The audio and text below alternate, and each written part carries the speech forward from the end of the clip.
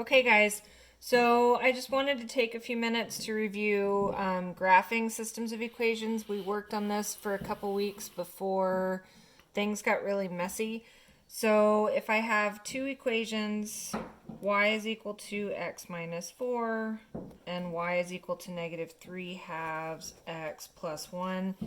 Remember, the goal of a system is to graph these two lines and see where they intersect, and that is your answer. It's the x and y value that work for both of these equations. So remember that to graph,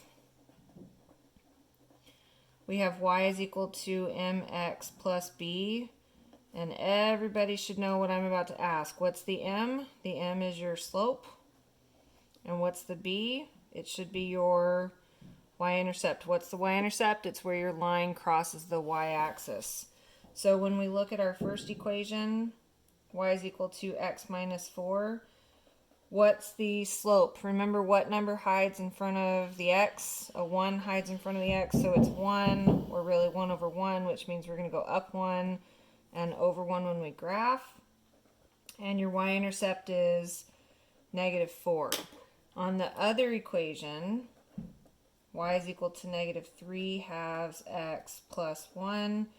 Your slope is negative 3 over 2, which means we're going to go down 3 and forward 2, or you could go up 3 and backwards 2.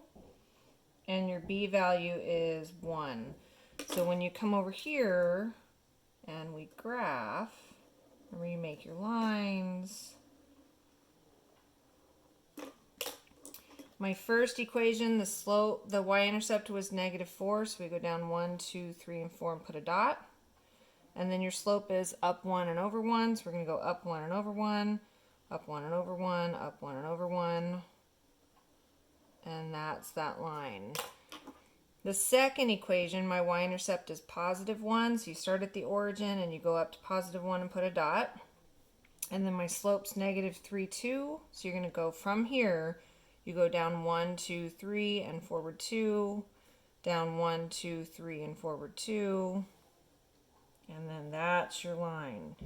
Now, your answer is this point. It's where the two lines cross. So remember, it's an ordered pair of 2, negative 2. So the answer to the system is 2, negative 2. If you didn't do pages 18 and 19 in your book, remember doing this book. If you didn't do pages 18 and 19 in this, that would give you some practice. Otherwise, you can look it up online.